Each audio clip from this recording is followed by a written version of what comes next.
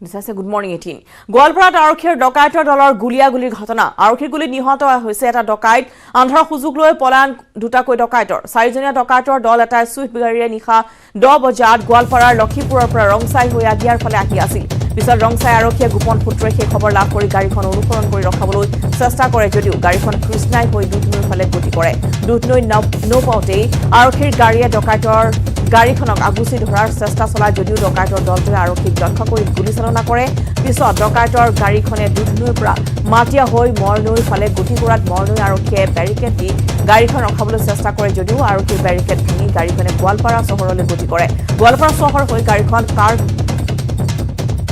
কাৰবালা পোৱাৰ পিছতে আৰক্ষী গাড়ীখনক লক্ষ্য কৰি গুলীচালনা কৰে আৰক্ষীৰ গুলী গাড়ীৰ টায়াৰত লাগি অচল হৈ পৰে গাড়ীখন আৰু ডকাইতকেইটাই গাড়ীৰ পৰা নামি আৰক্ষীক লক্ষ্য কৰি গুলীয়াবলৈ চেষ্টা কৰে আৰক্ষীয়ে গুলীচালনা কৰাত ঘটনাস্থলীতে এটা ডকাইত নিহত হয় তিনি ডকাইতে আন্ধাৰ সুযোগ লৈ পলায়ন কৰে যদিও কিছু সময় পিছতে ঘটনাস্থলীৰ পৰা কিছু দূৰত ৰাখিদুল নামৰ ডকাইতটো গুলীবিদ্ধ অৱস্থাত ৰাইজে আটক কৰি আৰক্ষীক খবৰ দিয়ে পিছত ডকাইতক আৰক্ষীয়ে কৰায়ত্ব কৰি গোৱালপাৰা অসামৰিক চিকিৎসালয়ত ভৰ্তি কৰোৱায়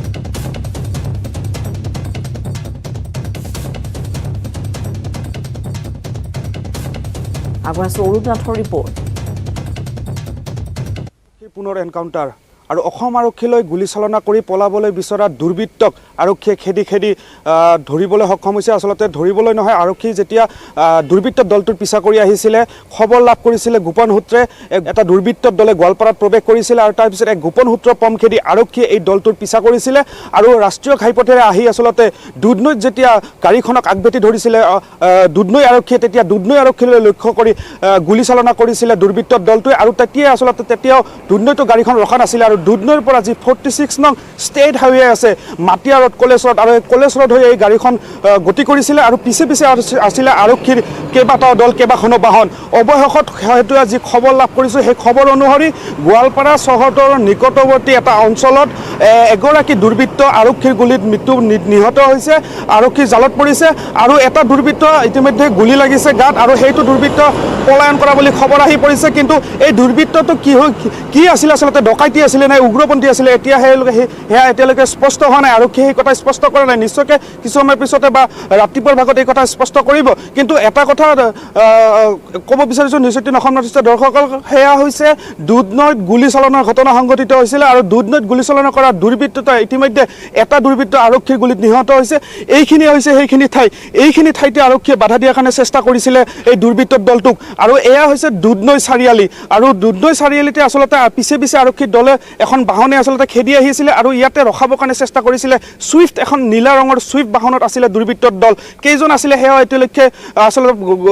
গম পোৱা হোৱা নাই কিন্তু আৰক্ষীৰ দল যিটো পিছা কৰি আহিছিলে আৰু দুৰ্বৃত্তৰ দলটোৱে আগে আহিছিলে সুইফট এখন বাহনেৰে আৰু সুইফট বাহনখনক যেতিয়া ইয়াতে ৰখাবৰ কাৰণে চেষ্টা কৰা হৈছিলে তেতিয়া আৰক্ষীলৈ লক্ষ্য কৰি আচলতে দুৰ্বৃত্তই গুলীচালনা কৰিছিলে আৰু প্ৰথমপিহে কেইবাজনো আৰক্ষী আচলতে প্ৰাণ বচাবৰ কাৰণে সক্ষম হৈছিলে তাৰপিছতে এই দুৰ্বৃত্তৰ দলটোক পিছা কৰি গৈছিলে দুধনৈ আৰক্ষী আৰু পূৰ্বৰ পৰাই আচলতে এই দুৰ্বৃত্ত দলটোক পিছা কৰি অহা আৰক্ষী এটা দল আছিলে প্ৰায় 4-5খন আৰক্ষীৰ বাহন আছিলে আৰু সেই 4-5খন আৰক্ষী বাহনেৰে দুৰ্বৃত্ত দলটোক পিছা কৰি গৈ থকা হৈছিলে আৰু মই পুনৰবাৰ ক'ম যে দুধনৈ যি চাৰিআলি আছে দুধনৈ চাৰিআলি মোৰ পিছফালে যিটো ৰাস্তা দেখিছে আপোনালোকে এই পথেৰে দুৰ্বৃত্ত দলটো পলায়ন কৰিবলৈ সক্ষম হৈছিলে আৰু পিছে গৈ আচলতে গোৱালপাৰা চহৰত এনকাউণ্টাৰ কৰিবলৈ সক্ষম হৈছে ইতিমধ্যে এটা দুৰ্বৃত্ত আৰক্ষীৰ গুলীত নিহত হৈছে আৰক্ষী যিটো দুৰ্বৃত্ত নিহত হৈছে সেই দুৰ্বৃত্তৰ পৰা ইতিমধ্যে পিষ্টল আৰক্ষীয়ে উদ্ধাৰ কৰিছে আৰু এটা দুৰ্বৃত্ত ইতিমধ্যে তাৰ পৰা পলায়ন কৰা বুলি আমি খবৰ লাভ কৰিছোঁ এই পলায়ন কৰা দুৰ্বৃত্তটোৰ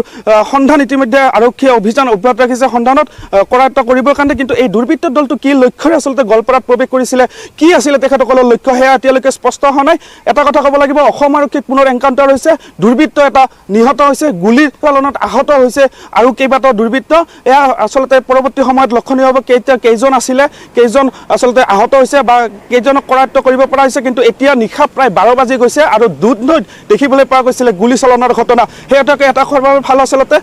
আৰক্ষীৰ গুলীত এটা দুৰ্বৃত্ত ইতিমধ্যে মৃত্যুমুখত পৰিছে নিহত হৈছে আৰু যি পলায়ন কৰা দুৰ্বৃত্তৰ পিছত আচলতে আৰক্ষীয়ে এতিয়া অভিযান অব্যাহত ৰাখিছে আৰু সমগ্ৰ ঘটনা সন্দৰ্ভত আৰু অধিক তথ্য আমি ৰিংকু দাসৰ পৰা লাভ কৰিম গোৱালপাৰাৰ পৰা ৰিংকু আমি আপোনাৰ পৰা জানিব বিচাৰিছো যিহেতু আন এক এনকাউণ্টাৰ ঘটনা সংঘটিত হৈছে কালিৰ দিনটোৰ গতিকে আপোনাৰ পৰা এই সন্দৰ্ভত শেহতীয়া তথ্যখিনি জানিব বিচাৰিছো বাহনখনত কিমান গৰাকী ডকাইত আছিল বা যিহেতু দুৰ্বৃত্তৰ কথা পোহৰলৈ আহিছে গতিকে কিমানজন আছিল যিহেতু এজন নিহত হৈছে বাকী সকলৰ অৱস্থা কেনেকুৱা বা কি উদ্ধাৰ কৰা হৈছে এই ডকাইতৰ কবলৰ পৰা হয় ৰশ্মিতা গোৱালপাৰাত পুনৰ যি ডকাইত আৰু যি আৰক্ষীৰ মাজত যি গুলীয়াগুলী সংঘৰ্ষ হৈছে জানিব পৰা মতে যোৱা নিশা লক্ষীপুৰৰ পৰা যি চুইপ বাহনেৰে 4জনীয়া ডকাইতৰ দল এটা আগিয়া অভিমুখে গৈ থকা অৱস্থাত ৰং চাইড আৰক্ষীৰ দলটোক ৰখাবলৈ চেষ্টা কৰে যদিও আৰক্ষীৰ পৰা পলাবলৈ সক্ষম হয় আৰু তেওঁলোকে যি 4চকীয়া বাহনেৰে চুইপ বাহনেৰে বাহনখনৰ নম্বৰ হৈছে AA01 AM 3720 নম্বৰ যি চুইপ বাহনখনেৰে তেওঁলোকে ইতিমধ্যে দ্ৰুত অভিমুখে ৰাওনা হয় আৰু দ্ৰুত আৰক্ষীয়ে ইতিমধ্যে যি বাহনখন ৰখাবলৈ চেষ্টা কৰে যদিও আৰক্ষীক গুলীবৰ্ষণ কৰি পেলাই সেই বাহনখন গোৱালপাৰাত যি 46 ৰাজ্যিক ঘাইপথেৰে ইতিমধ্যে মৰণৈ মাতিয়া হৈ পেলাই যি বাহনখন ইতিমধ্যে গোৱালপাৰা অভিমুখে আহি থাকে আৰু মৰণৈতো কিন্তু আৰক্ষীয়ে যি বেৰিকেড লগাই পেলাই যি গাড়ীখনত ৰখাবলৈ চেষ্টা কৰে যদিও আৰক্ষীৰ বেৰিকেড ভাঙি পেলাই গোৱালপাৰা চহৰলৈ প্ৰৱেশ কৰে আৰু গোৱালপাৰাৰ যি কাৰবালা অঞ্চলত আৰক্ষীয়ে যি গাড়ীখন ৰখাবলৈ চেষ্টা কৰি ইতিমধ্যে গুলীবৰ্ষণ কৰাৰ ফলত যি 1 নম্বৰ গোবিন্দপুৰত গৈ পেলাই গাড়ীখন সেই ঠাইলৈ ইতিমধ্যে গৈ থাকে আৰু উপায়বিহীন আৰক্ষীয়ে এই চুইপ বাহনখনক ইতিমধ্যে টায়াৰত গুলী মাৰাৰ ফলত গাড়ীখন ইতিমধ্যে টায়াৰ বিকল হোৱাৰ ফলত এই 4জনীয়া ডকাইতৰ দলটো ইতিমধ্যে পলাবলৈ চেষ্টা কৰে তাৰপাছত আৰক্ষীয়ে পিছপিনৰ পৰা ইতিমধ্যে গুলীবৰ্ষণ কৰাৰ ফলত ইতিমধ্যে এজন ডকাইত থিতাতে নিহত হ'ব লগা হয় আৰু সেই ডকাইতজনৰ পৰা এটা পিষ্টল ইতিমধ্যে উদ্ধাৰ কৰিবলৈ সক্ষম হৈছে আৰু 3জন ডকাইত ইতিমধ্যে পলাই যাবলৈ সক্ষম হৈছে কিছু সময় পাছতে স্থানীয় ৰাইজৰ সহযোগত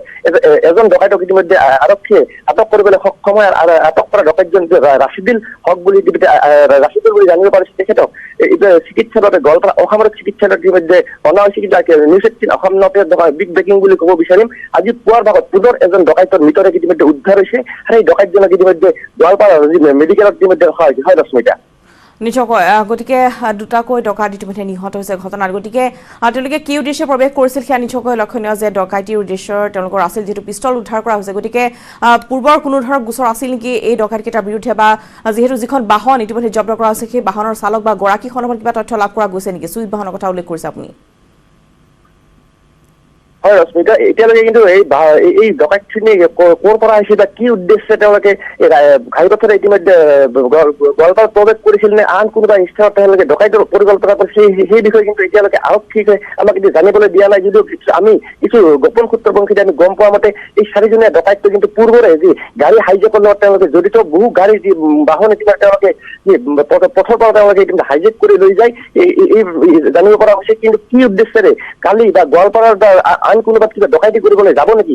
গৈছিল নেকি সেই এটা প্ৰশ্ন উত্থাপন হৈছে কিন্তু এতিয়ালৈকে আৰক্ষীয়ে কিন্তু আমাক এই বিষয়ে জানিবলৈ দিয়া নাই হয় ৰশ্মিতা ধন্যবাদ জনাইছো ৰিংকু আপোনালৈ আৰু এনেদৰে এইফালে পোৱা গৈছে যে দুটাকৈ ডকাইত ইতিমধ্যে নিহত হৈছে পুৱাৰ ভাগত আন এটা ডকাইতৰ মৃতদেহ ইতিমধ্যে উদ্ধাৰ কৰা হৈছে সেয়া ৰিংকুৱে ইতিমধ্যে আমাক জনাইছে গতিকে দেখিবলৈ পোৱা গৈছে যে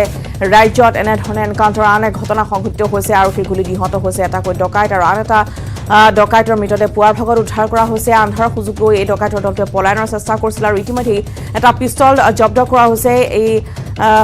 ডকাইতকেইটাৰ পৰা যিহেতু এখন চুইপ বাহনত আহিছিল এই ডকাইতকেইটা আন দুটাকৈ ডকাইত পলাই যাবলৈ সক্ষম হৈছে গতিকে কি উদ্দেশ্যেৰে আহিছিল সেয়া জানিব পৰা হোৱা নাই যদিও ইতিমধ্যে সমগ্ৰ ঘটনাৰ চাঞ্চল্যৰ সৃষ্টি কৰিছে আন্ধাৰ সুযোগ লৈ পলায়নৰ চেষ্টা কৰিছিল ইতিমধ্যে আৰক্ষীয়ে বাৰে বাৰে গাড়ীখন ৰখাবলৈ চেষ্টা কৰিছিল যদিও আন্ধাৰ সুযোগ লৈ পলায়নৰ চেষ্টা কৰাৰ পিছতেই আৰক্ষীৰ গুলীত নিহত হৈছে ডকাইত আৰু পুৱাৰ ভাগত আন এটা ডকাইত ইতিমধ্যে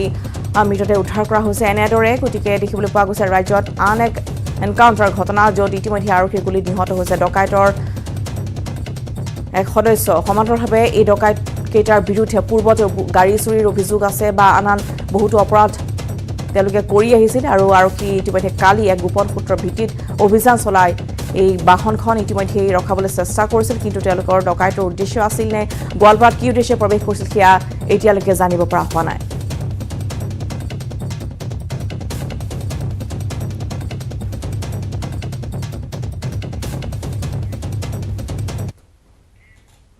ইফালে কাছাৰ ড্ৰাগছ মাফিয়া আৰু স্থানীয় ৰাইজৰ মাজত হতাহতি ড্ৰাগছ মাফিয়াৰ চোকা অস্ত্ৰ